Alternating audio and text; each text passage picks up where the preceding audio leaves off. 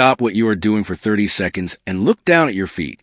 Because what I am about to tell you might be the difference between catching a deadly disease early while your body is still whispering and finding out 5 years from now when it is already shouting. Let me tell you about a patient I will call Walter, 71 years old, a retired plumber from Ohio.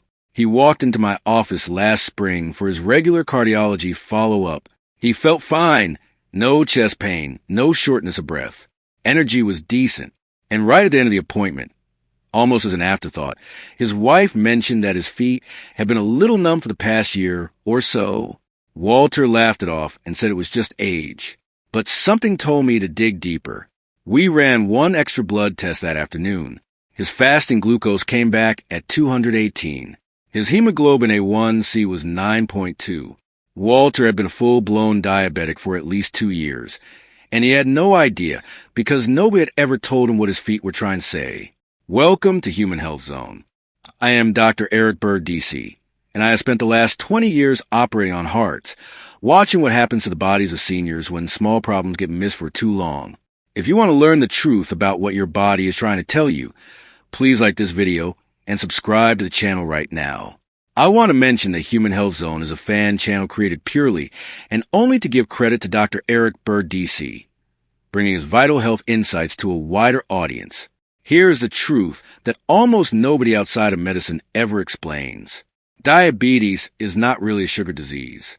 It is a vascular disease, a disease of your blood vessels. And the vessels that fail first are the ones furthest from your heart, the longest delivery route in your body, your feet.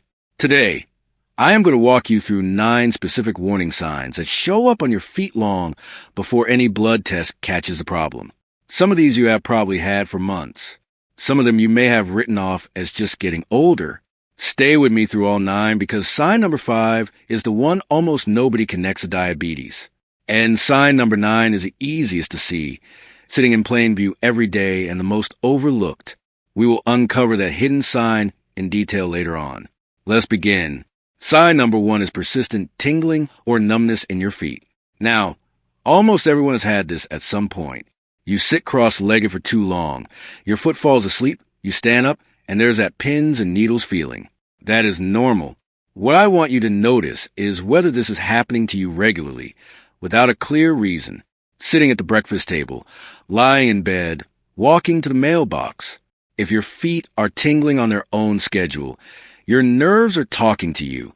When blood sugar stays too high for too long, the extra glucose acts like a slow acid, eating away at the protective coating that wraps around your nerves. Think of your nerves like an electrical wire. The plastic insulation is what keeps the signal clean. Strip that insulation and the wire still works. But the signals get fuzzy.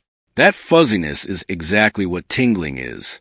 The American Diabetes Association estimates that nearly half of people with diabetes will eventually develop this nerve damage called peripheral neuropathy, and it almost always starts in the feet. My advice is to take a 20-minute walk every day if you possibly can. Not a jog, a walk. And start reducing added sugar today. Not next month. Today. Sign number 2 is a burning sensation in the soles of your feet, especially at night. This one is sneaky because it does not bother you during the day when you are distracted.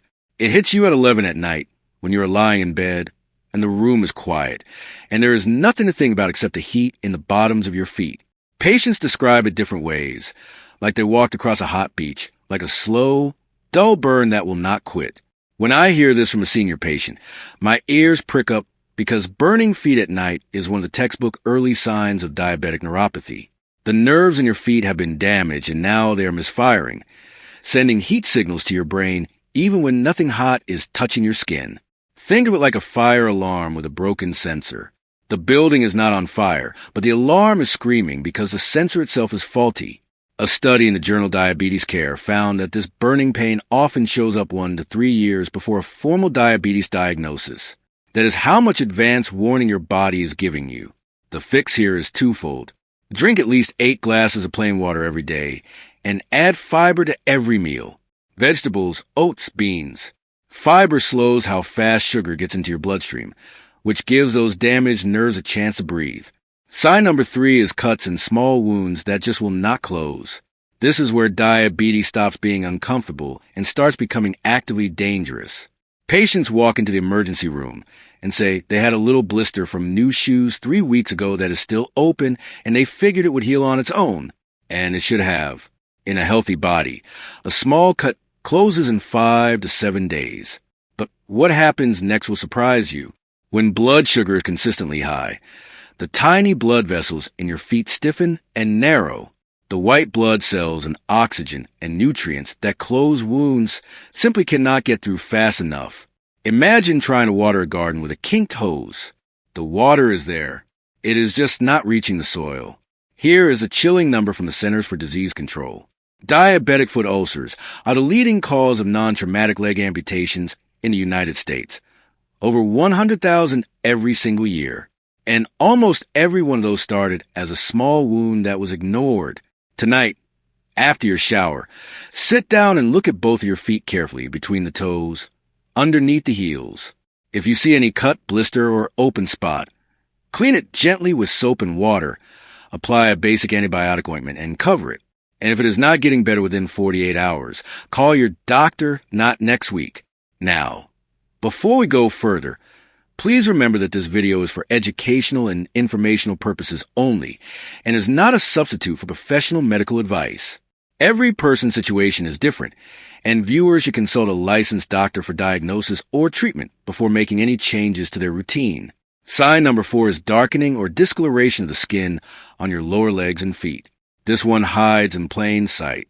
You glance down at your ankles in the shower and notice they look a little darker, a little reddish, almost bruised even when you have not bumped anything. And you tell yourself you have always had dark skin around your ankles.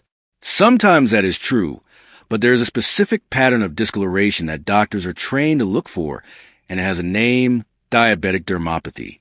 When the small blood vessels in your lower legs are damaged by sustained high blood sugar, the skin in that area does not get enough fresh oxygen. Over time, it changes color. You might see darkening, a reddish stain, even patches that look slightly bluish. The skin may also become thinner, more fragile, easier to bruise. A study in the Journal of the American Academy of Dermatology found that these skin changes are detectable on average 18 months before formal diabetes diagnosis. 18 months of warning written on your skin. My recommendation is 5 minutes of ankle circles, toe raises, and gentle calf stretches every morning before you put your feet on the floor. Even that small amount of movement helps push fresh blood into your lower legs. Now, before we go further, let me ask you something. Have you noticed even one of these first 4 signs in yourself or in someone you love? If the answer is yes, please type the word yes in the comments below. Just the word yes. I read every single comment on this channel, and I want to know what you are noticing in your own body. Sign number 5 is heels that crack and split open and just will not heal no matter how much lotion you use. This is the one that surprises my patients the most. Cracked heels are common in older adults. I understand that. But when your heels are cracking deeply in the middle of July, when your lotion does nothing no matter how much you apply, that is a completely different story. Diabetes attacks a special group of nerves called the autonomic nerves. These are the nerves that control automatic functions you never think about, including the sweat glands in your feet that keep the skin naturally moist from the inside. When those nerves get damaged by high blood sugar, the moisture pump shuts off. No amount of lotion fixes the source. And those cracks in the skin of your feet are not just a cosmetic problem. They are open doors for bacteria. In a foot with poor circulation, a bacterial infection can turn serious in days, not weeks. The American Podiatric Medical Association has identified chronic treatment-resistant heel cracking as a meaningful indicator of autonomic neuropathy in seniors. Every night before bed, moisturize your feet thoroughly. Coconut oil works beautifully, but any good lotion will do. Apply to the soles and heels, but never between the toes. Trapped moisture between the toes invites fungus. And drink your water. Your skin needs hydration from the inside as much as from the outside. Sign number 6 is persistent swelling in your feet and ankles. Some swelling is normal. If you've been on your feet all day at a wedding or you took a long flight, your ankles might puff up a bit. That resolves overnight. What I am talking about is different. Swelling that is there every evening. swelling that leaves deep sock marks, swelling that does not go down by morning. When blood sugar damages the kidneys, and diabetes is the leading cause of kidney disease in this country, your body's fluid regulation gets thrown off. Excess fluid pools downward because of gravity and settles in the lowest parts of your body, your ankles and your feet. Press your finger into a swollen ankle. Hold for 5 seconds and let go. If the indentation stays there for several seconds before bouncing back, that is called pitting edema, and it is a real medical sign worth bringing to your doctor's attention. The National Kidney Foundation reports that diabetic kidney disease affects roughly 1 in 3 adults with diabetes, and lower leg swelling is often the very first visible signal that kidney function is starting to slip. The advice here is simple. Elevate your feet for 15 minutes a few times throughout the day, especially in the evening. Even a few inches on a pillow is enough to help drain fluid back toward your heart. And read the sodium labels on what you eat. Salt makes your body retain water, and most processed foods are loaded with it. Sign number 7 is sharp, stabbing, or electric shock like pain in your feet, particularly at night. This is the one I see misdiagnosed more than any other. Men especially come in and tell me they have been taking ibuprofen for foot pain for 6 months, and they figured it was arthritis or an old injury. And sometimes that is exactly right. Sometimes the pain has nothing to do with arthritis at all. When nerves are damaged by high blood sugar, they do not always go quiet. Sometimes they go the opposite direction. They become hyperactive. They start firing random, intense pain signals into your brain when nothing is actually wrong. Patients describe it as a stab, a hot needle, an electric shock that comes out of nowhere. It happens most at night when you are lying still. Ibuprofen and other over-the-counter pain pills will mask this for a few hours, but they do not fix damaged nerves. And worse, taking ibuprofen daily over the long term has its own dangers. It raises your blood pressure. It hurts your kidneys. And as a heart surgeon, I will tell you plainly, it increases your heart attack risk. A study in the New England Journal of Medicine found that this kind of painful diabetic neuropathy affects about a quarter of people with diabetes, and is frequently mistaken for arthritis for years before anyone tests blood sugar. Every morning before you stand up, do 5 minutes of gentle foot stretches in bed. Flex your feet up and down. Circle your ankles. Pull your toes back gently. Get circulation moving before you put weight on your feet. Sign number 8 is cold feet that stay cold no matter what. We all have feet that get cold sometimes. Cold floors, cold winters. That is life. What I want you to notice next is something most people brush off as normal aging, but it is not. Whether your feet are cold in July, cold under 3 blankets, cold while the rest of your body feels warm, that changes the picture completely. As a heart surgeon, this is a sign that lights up my brain like a flare, because persistently cold feet that do not warm up are one of the cleanest signs of peripheral artery disease. Your blood vessels have narrowed, often because of long-term high blood sugar, and warm blood simply is not reaching the ends of your feet in sufficient volume. Picture your circulation like a heating system in a large house. When the pipes narrow, the radiator in the back bedroom stays cold no matter how hard the furnace works. The American Heart Association estimates that more than 8 million Americans have peripheral artery disease, and diabetes is the single largest risk factor for it. Cold, pale feet are one of its earliest signs. The single best thing you can do here is a brisk 30-minute walk every day. Not a stroll, arm swinging, pace up.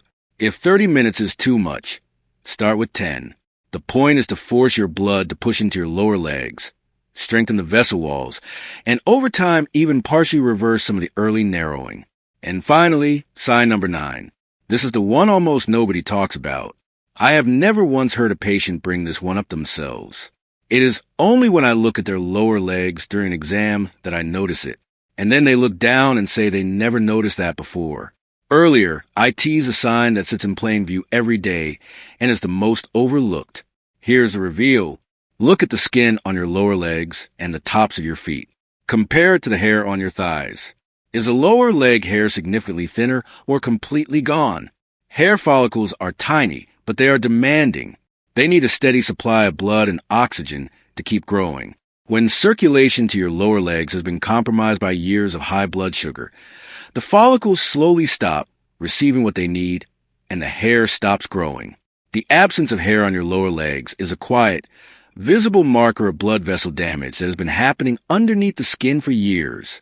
Published research in the journal Diabetes, Obesity, and Metabolism has confirmed that hair loss on the lower extremities correlates strongly with peripheral vascular disease in diabetics. It is a reliable physical sign that vascular doctors are specifically trained to check for. Right after this video, look down at your lower legs and feet. If the hair is significantly thinner or absent, please schedule a simple fasting glucose blood test this week. Not this month, this week. It costs about $12 at any standard lab, and it is covered by Medicare for most of you. $12 in one blood draw can change the entire trajectory of your health. So, let me bring all of this together. 9 signs your feet are giving you. Tingling and numbness, burning at night, cuts that will not heal, skin discoloration on your lower legs, heels that crack no matter what, persistent swelling, sharp stabbing nighttime pain, cold feet that will not warm up, and hair loss on your lower legs. Each one of these is your body's early warning system asking for help, often years before any blood test would catch the problem. Here is what I want you to do tonight, just one thing. Sit down somewhere with good light. Take off your socks and look at both of your feet for 30 seconds. Look between the toes. Look at the heels. Run a fingertip along the skin and check for numbness. Examine the color of your ankles. If you see or feel even one of the 9 signs we just covered, please call your doctor tomorrow morning and ask for a fasting glucose and a hemoglobin A1C blood test. The earlier this is caught, the more completely it can be managed in most cases with change in diet, daily movement, and a real conversation with your doctor. You have worked too hard for the life you have. Your independence, your energy, your ability to do what you love. Do not let a manageable condition like blood sugar take any of it from you, just because nobody told you what to look for. Now you know. If this video helped you, please do 2 things for me. First, share on Facebook right now and tag one person you love who is over 50, a spouse, a sibling, a neighbor. You might be giving them a piece of information they desperately need and do not know they need. And second, subscribe to this channel.